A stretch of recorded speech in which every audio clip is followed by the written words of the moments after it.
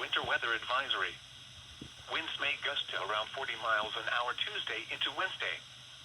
Weather spotters are encouraged to report snow accumulations to the National Weather Service.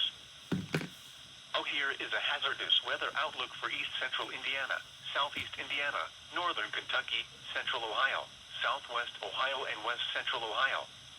For tonight, snow will begin to overspread the area overnight. Some light snow accumulations will be possible. Untreated roads and elevated surfaces, such as bridges and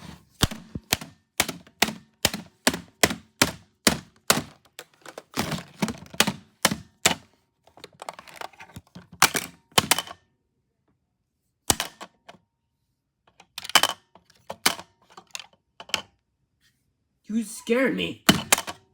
Die! Wow.